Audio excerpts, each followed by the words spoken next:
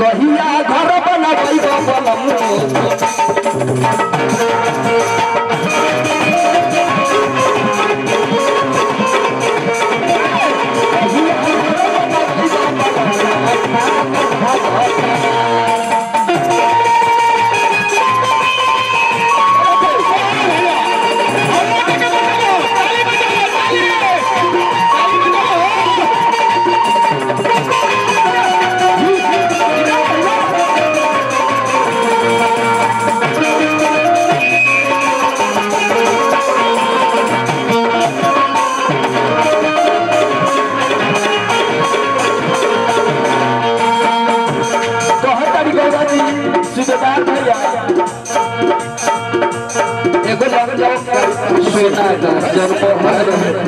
कैसे कहा तारी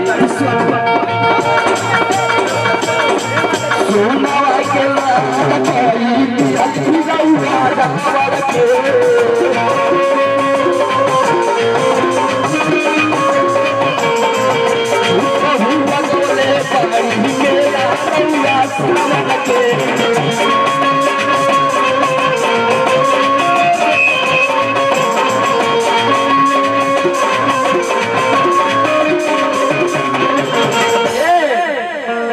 गौरा जी परेशान हो गई बाड़ी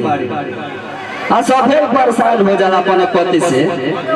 कहता कोनम हमें अरे कि नासा में रहुआ हरे से आराम से अब नहीं भाई आराम से रोको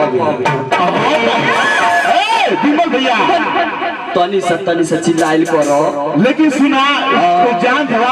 तू काहे परेशान हुआ है आप ये गाजीपुर का नाम है यही से परेशान है ना और विमल लाल जी विमल बदर्जी जी ला कहाँ तारी भाव में कौन भाव में सुधार भैया कि नासा में रहुआ हरो से अच्छा आता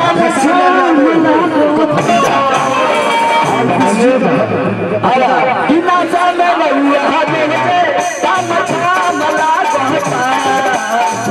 में रहुआ हरो से तामछा मला कहता कहिया घर वाला वही मला कहता कहिया घर वाला वही बोलना मला कहता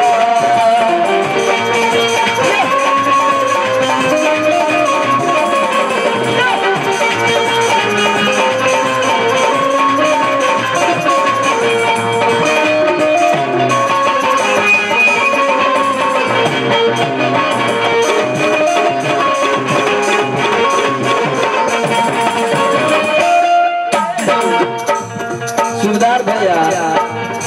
जी अरे साहब परेशान हो गए बाड़ी और लेकिन कैसे हो कैसे सोहर का भाव आ गया बा हाँ आवेगा अरे की भैले शिवा साथी के नीलनवा गगनवा सतरंगी भैले हो ये अमजी कैसे हो असोहर गवा देता अरे अबे जन्म की बात बता हो अरे तो कब चले लइकलो को आ जाए ना ला लइकलो का आते से गणेश करना को आ जाए आवेगा अरे तो कैसे है भैया कि भैले शिवा साथी के नीलनवा गगनवा सतरंगी भैले हो ए लाला शिव जी के हर सेला मनवा बधैया विमल राजा आप लोगों से प्रार्थना भैया आ जाए भैया 1 मिनट रोक दो कोनो भी काम सिस्टम से होई तो आगे तक चले खातिर सही रहे जितना लोग खड़ा बा यहाँ आ जाए महिलाओं खातिर सीट है आप सबसे नहीं हो रहा भैया सबसे प्रार्थना बा यार से हट जा हट बजे तब कार्यक्रम चालू हुई नहीं तो ना हुई भैया आप सभी लोग यहाँ आ जाइए, जितना लोग बा सबसे विनती बा, हाथ जोड़ के प्रार्थना बा। आज जितना लोग भैया गुंडा लोग बा, कान खोल के सुन लेवे। मौधा चौकी इंचार्ज 4 गो सिपाही के साथ तैयार हम कहा तो हमरो डंडा में तेल लगला बहुत दिन हो गई बा। झारखंडे बाबा के दरबार में कुछ हो जाए आस्तोष जी 2-4 हजार दिवादा हमनी के जाई जा, हमनियो के चैनल फूकल जाई। बाबा ए राजभर जी चालू करा। हां हाय से कैसे बबुआ ये सिद्धार्थ भैया हमारे सकवा सो हरिया पैसा गवा देते क्या बा ये भैया। अरे की भैले शिवा साथी के